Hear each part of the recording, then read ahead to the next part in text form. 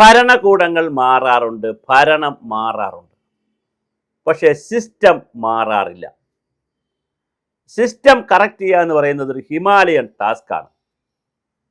വളരെ പൊല്യൂട്ടഡ് ആയി പോയിട്ടുള്ള, എസ്റ്റാബ്ലിഷ്ഡ് ആയി പോയിട്ടുള്ള ഒരു സിസ്റ്റത്തെ 5 വർഷത്തിലൊരിക്കൽ അധികാരത്തിൽ വരുന്ന ഗവൺമെൻറ്റുകൾക്ക് തൊടുന്നതിന് വളരെ വലിയ പരിമിതിയുണ്ട്. ജനാധിപത്യത്തിൻ്റെ ഒരു വലിയ വീഴ്ച തന്നെയാണ് സിസ്റ്റത്തെ തൊടാൻ കഴിയുന്നില്ല എന്നുള്ളത്. എല്ലാ പുഴുക്കുത്തുകളും എല്ലാ അഴുക്കുകളും എല്ലാം സിസ്റ്റത്തിൽ തന്നെ തുടരും. സിസ്റ്റം ക്ലീൻ ചെയ്യാൻ ഒരു ഗവൺമെൻറ്റും ശ്രമിക്കുന്നില്ല. ഏതെങ്കിലും സർക്കാർ ഉദ്യോഗസ്ഥരോ അങ്ങനെയുള്ള ആളുകളോ തെറ്റ് ചെയ്താൽ, കുറ്റം കണ്ടുപിടിച്ചാൽ 6 മാസത്തേക്ക് സസ്പെൻഡ് ചെയ്യും. സസ്പെൻഷനിൽ പുറത്ത് നിൽക്കുമ്പോൾ ശമ്പളവും കിട്ടും. ഫുൾ ശമ്പളം കിട്ടില്ല, കുറേ ശമ്പളം കിട്ടും. ഈ പുറത്ത് നിൽക്കുന്ന ആൾ 6 മാസം കൊണ്ട് തൻ്റെ രാഷ്ട്രീയ പിൻബലമെല്ലാം ഉണ്ടാക്കി ആരാണോ ഭരിക്കുന്നത് അവരെയൊക്കെ സ്വാധീനിച്ച് കൃത്യമായി 6 മാസം കഴിയുമ്പോൾ അകത്ത് കയറും. കയറിക്കഴിഞ്ഞാൽ പഴയതിനേക്കാൾ വലിയ രൂപത്തിൽ കാശുണ്ടാക്കും. തനിക്ക് എത്ര രൂപയാണോ നഷ്ടപ്പെട്ടത് അത്രയും രൂപ പല രൂപത്തിൽ ഉണ്ടാക്കും. അങ്ങനെ നഷ്ടപ്പെട്ടു പോയ സാമ്പത്തികം ഉണ്ടാക്കുകയും പുറത്ത് നിന്നിട്ട് അകത്ത് കയറുമ്പോൾ അതിനേക്കാൾ ശക്തനായിട്ടായിരിക്കും അകത്ത് കയറുന്നത്. അതുകൊണ്ട് തന്നെ ആളുകളെ ഒരു കാരണവശാലും സസ്പെൻഡ് ചെയ്താൽ പോരാ, ഡിസ്മിസ് ചെയ്തേ കഴിയൂ. ഞാനിത് പറയാൻ കാരണം, കേരളത്തിൽ പുതിയ ഗവൺമെൻറ് വന്നപ്പോൾ ഒരുപക്ഷെ മുഖ്യമന്ത്രി വരെ ആകാൻ നല്ല രീതിയിൽ മുഖ്യമന്ത്രി ആകണം എന്ന് ആഗ്രഹിച്ച രമേശ് ചെന്നിത്തല മുഖ്യമന്ത്രി ആകില്ലെങ്കിലും ആഭ്യന്തര വകുപ്പ് മന്ത്രിയായി. അദ്ദേഹം ഓപ്പറേഷൻ തൂഫാൻ എന്ന അതിമനോഹരമായ ഒരു പദ്ധതിയും എടുത്തു. വളരെ വലിയ സന്തോഷം നൽകുന്ന വാർത്തയാണത്. ധാരാളം ആളുകളെ അറസ്റ്റ് ചെയ്തു. കോടിക്കണക്കിന് രൂപയുടെ ഹെറോയിനും മയക്കുമരുന്നും എല്ലാം പിടിച്ച് രാജ്യാന്തര തലത്തിൽ തന്നെ വലിയ പേരെടുത്ത് നിൽക്കുന്ന ആഭ്യന്തരമന്ത്രിയാണ് നമുക്കുള്ളത്. പക്ഷേ പ്രിയപ്പെട്ട രമേശ് ചെന്നിത്തല സാർ അറിയേണ്ടുന്ന മറ്റു ചില കാര്യങ്ങൾ കൂടെയുണ്ട്. ഞാൻ ഇത്രയും ആമുഖമായി പറഞ്ഞത്, ഇന്നലെ ഒരു വീഡിയോ കണ്ടപ്പോൾ അത് ഞാൻ പലവട്ടം കാണേണ്ടി വന്നു. എനിക്ക് അതീവ ഗൗരവമായ സങ്കടമുണ്ടായി, പ്രതിഷേധമുണ്ടായി, പ്രതികാരം പോലെ ഉണ്ടായി. സംഭവം വളരെ ലളിതമാണ്. കുണ്ടറ എന്ന് പറയുന്ന സ്ഥലത്ത് ഒരു സ്ത്രീക്ക്, ഞാൻ ആരുടെയും പേര് പറയുന്നില്ല, ഒരു സ്ത്രീക്ക് അവിടുത്തെ പോലീസ് സ്റ്റേഷനിലെ ചില പോലീസുകാരുമായി ബന്ധമുണ്ട്. സ്ത്രീക്ക് പുരുഷനുമായുള്ള ബന്ധം പറയുമ്പോൾ വിഹിത ബന്ധമാകാം, അവിഹിത ബന്ധമാകാം, രണ്ടും നമുക്ക് അഭിപ്രായമില്ല. എന്തോ ബന്ധമുണ്ട്, നല്ല ബന്ധമായിക്കോട്ടെ. അങ്ങനെയുള്ള ഒരു സ്ത്രീ ശുപാർശ ചെയ്തു എന്നുള്ള കാരണത്താൽ തൊട്ടടുത്ത വീട്ടിലെ കുട്ടികളെ കാണാനില്ല എന്ന് പറഞ്ഞ് ഒരു യുവാവെന്ന് പറഞ്ഞാൽ മധ്യവയസ്കരായിട്ടുള്ള ഒരു വളരെ പ്രായം 50 ബിലോ 50 ആയിട്ടുള്ള യുവാവിനെ പാതിരാത്രി 12 മണിക്ക് പോലീസ് പിടിച്ചുകൊണ്ട് പോകുന്നു. രാത്രി 12 മണിക്ക് കൊണ്ടുപോകാനുള്ള ആവശ്യം എന്താണെന്ന് മനസ്സിലായിട്ടില്ല. ഒരാളെ അറസ്റ്റ് ചെയ്തുകൊണ്ട് പോകുമ്പോൾ അവരുടെ വീട്ടുകാർ ചോദിച്ചു എന്തിനാണ് കൊണ്ടുപോകുന്നത് ചോദിച്ചിട്ട് അവർ പറഞ്ഞില്ല. കൊണ്ടുപോയതിനു ശേഷം ബാക്കിയുള്ളവരെ വിളിച്ചുകൊണ്ട് അവർ സ്റ്റേഷനിൽ ചെന്നപ്പോൾ അവരെ വിരട്ടി. ഇതിനിടയിൽ ആ കൊണ്ടുപോയ ആളുടെ പേര് പറയുന്നത് കുഴപ്പമില്ല, മരിച്ചുപോയി അദ്ദേഹം, സിയാദ് എന്ന് പറയുന്നത്, സിയാദിൻ്റെ ഒരു ഫോൺ കാൾ ഇവർക്ക് വരുന്നുണ്ട്. എന്നെ തല്ലി എന്നാണ് പറയുന്നത്. അത് കഴിഞ്ഞ് സിയാദിനെ പിറ്റേ ദിവസം രാവിലെ ആയപ്പോൾ ആ കാണാമറയത്ത് പോയ കുട്ടികൾ തിരിച്ചു വരുന്നു. കുട്ടിയും സംഘമൊക്കെ തിരിച്ചു വരുന്നു. അതുകൊണ്ട് സിയാദിനെതിരെ കേസെടുക്കാതെ പുറത്തു വിടുന്നു. പക്ഷെ വീട്ടിൽ പോയി വലിയ ശ്വാസം മുട്ടും ബഹളവും കാണിച്ചു. അല്ലെങ്കിലും ഫിറ്റിൻ്റെ അസുഖമുണ്ടായിരുന്ന ആളാണ്. അദ്ദേഹത്തെ തൊട്ടടുത്ത ഹോസ്പിറ്റലിൽ കൊണ്ടുപോകുന്നു. അവിടുന്ന് താലൂക്ക് ഹോസ്പിറ്റലിൽ കൊണ്ടുപോകുന്നു, ജില്ലാ ഹോസ്പിറ്റലിൽ കൊണ്ടുപോകുന്നു, മെഡിക്കൽ കോളേജിൽ കൊണ്ടുപോകുന്നു. അദ്ദേഹം മരിച്ചു പോകുന്നു. ഇത്രയും വളരെ നാടകീയമായി സംഭവിച്ചു. എന്നാൽ അയാളുടെ മകൾ ശ്രീജത്ത് എന്ന് പറയുന്ന SIയെ, അവിടുത്തെ പോലീസ് ഓഫീസറെ ഫോൺ ചെയ്യുന്ന ഒരു 2 മിനിറ്റ് പോലും ഇല്ലാത്തൊരു ഫോൺ കാളുണ്ട്.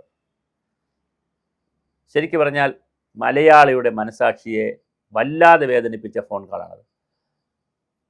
ശ്രീജിത്ത് സാറല്ലേ, ഇന്നതുപോലെ ഇന്ന സ്ഥലത്ത് ആളുകൾ വന്നിരിക്കുന്നു, വന്ന ആളുകൾ പിന്നെ ഞങ്ങളെ വീട്ടിൽ വന്ന് അറസ്റ്റ് ചെയ്തുകൊണ്ട് പോയില്ലേ എന്നൊക്കെ കുഞ്ഞ് ചോദിക്കുന്നുണ്ട്.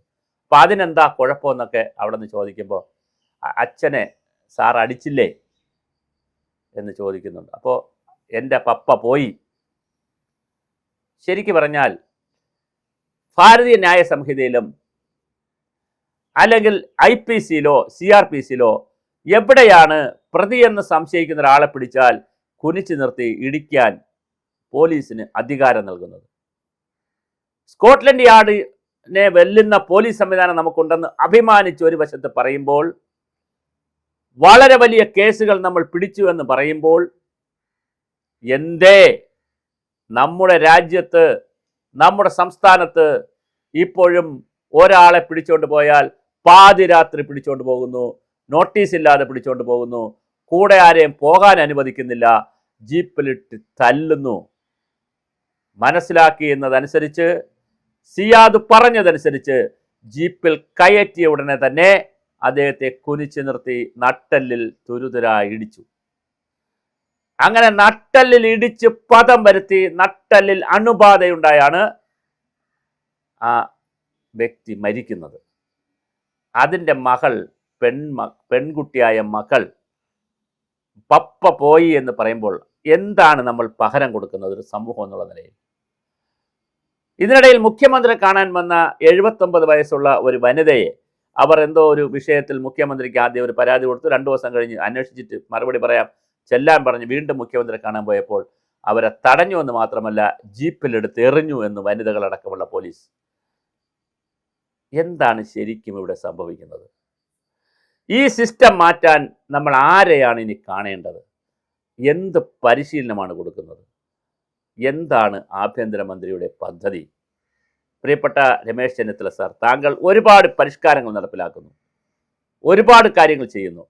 പക്ഷെ പോലീസ് സേനയിലെ ഇത്തരം കുഴപ്പങ്ങളെ കൂടി കാണാനും മാറ്റാനുമുള്ള ശ്രമം എങ്ങനെയാണ് തുടങ്ങുക? നമ്മൾ ഭരണം മാറുന്നു, സിസ്റ്റം മാറുന്നില്ല എന്നുള്ള വളരെ കൃത്യമായ ഒരു മെസ്സേജാണ് ഇതിനകത്ത് കിടക്കുന്നത്. ഒരുപക്ഷെ 160 ദിവസമായിട്ടുള്ള ഭരണം വന്നിട്ട് സിസ്റ്റം മാറ്റാൻ സമയമെടുക്കും, തീർച്ചയായിട്ടും സമയമെടുക്കും. അതുകൊണ്ട് തന്നെ അങ്ങയെ യാതൊരു കുറ്റവും പറയാൻ കഴിയില്ല. പക്ഷേ ഈ സിസ്റ്റത്തെ കറക്റ്റ് ചെയ്യാൻ അങ്ങ് വളരെ ഗൗരവമായി ഇടപെടണം. കുണ്ടറയിലുണ്ടായ സംഭവം അതീവ ഗൗരവമുള്ള ഒരു സംഭവമാണ്. ഒരു കാരണവശാലും നമുക്ക് അനുവദിക്കാൻ കഴിയുന്നതല്ല. ഒരാളെ പിടിച്ചാൽ അദ്ദേഹത്തെ എന്ത് തെറ്റ് ചെയ്ത ആളാണെങ്കിലും പിടിക്കുമ്പോൾ, ഓട്ടിച്ചിട്ട് പിടിക്കുമ്പോഴോ അല്ലെങ്കിൽ പ്രതിരോധം തീർക്കുമ്പോഴോ ചിലപ്പോൾ ചില ഉന്തും തള്ളുമൊക്കെ നടക്കും. അതിനപ്പുറം പിടിക്കുന്ന പ്രതിയെ തല്ലാൻ, അത് മാരകമായി തല്ലാൻ ആരാണ് അവകാശം കൊടുത്തത്? അങ്ങനെ തല്ലി കേസ് തെളിയിക്കണമെന്ന് ഏത് പീനൽ കോഡിലാണ് പറയുന്നത്? ഏത് CRPC-യിലാണ് പറയുന്നത്? ഏത് ഭാരതീയ ന്യായ സംഹിതയിലാണ് പറയുന്നത്? പ്രതിയെ പിടിച്ച് കുനിച്ചു നിർത്തി ഇടിച്ച് വെള്ളം കൊടുക്കാതെ മൂത്രവും കുടിപ്പിച്ച് വളരെ മോശമായി തല്ലി ചതച്ച് പറയിക്കണം എന്ന് ഏത് ന്യായ സംഹിതയിലാണുള്ളത്? പ്രിയപ്പെട്ട പോലീസുകാരെ, നിങ്ങൾ എല്ലാവരും കുഴപ്പമായിരിക്കില്ല. തിരുവനന്തപുരം ഫോർട്ട് സ്റ്റേഷനിൽ ഒരു ഉരുട്ടിക്കൊല, ഉദയകുമാറിൻ്റെ ഉരുട്ടിക്കൊല നമ്മൾ കണ്ടതാണ്. ഈ കസ്റ്റഡി മരണങ്ങൾ നമ്മൾ കേൾക്കുന്നുണ്ട്. പോലീസ് കസ്റ്റഡിയിലിരുന്ന് മരിക്കുന്നുണ്ട്, ലോക്കപ്പ് മരണങ്ങൾ കേൾക്കുന്നുണ്ട്, വിട്ടതിന് ശേഷം വീട്ടിൽ പോയി മരിക്കുന്ന കേസും കേൾക്കുന്നുണ്ട്, അവർ അസുഖമായി മരിക്കുന്ന കേസ്. വളരെ കൃത്യമായി ഇവയിലൊക്കെ അന്വേഷണം നടക്കണമെന്ന് മാത്രമല്ല, ഇവരെ മാറ്റി നിർത്തിക്കൊണ്ട് 100% ഡിസ്മിസ് ചെയ്തുകൊണ്ടുള്ള, അവരെ ഒരു കാരണവശാലും സർവീസിൽ വരാതിരിക്കാനുള്ള കർശന നടപടി സ്വീകരിക്കുമോ എന്നാണ് കേരളം നോക്കുന്നത്. അങ്ങനെ കറക്റ്റ് മെഷേഴ്സ് ചെയ്യാൻ രമേശ് ചെന്നിത്തലയ്ക്ക് കഴിഞ്ഞാൽ ഒരുപക്ഷെ ഈ ഓപ്പറേഷൻ തൂഫാനെ പോലെ അതുക്കും മേലെ, കാരണം ഒരു ജീവനാണ് നഷ്ടപ്പെടുന്നത്. സിയാദിൻ്റെ മരണത്തിന് ആ മകളുടെ ചോദ്യം എല്ലാ മാധ്യമങ്ങളും എല്ലാ മീഡിയകളും റിപ്പോർട്ട് ചെയ്തൊരു വോയിസാണത്.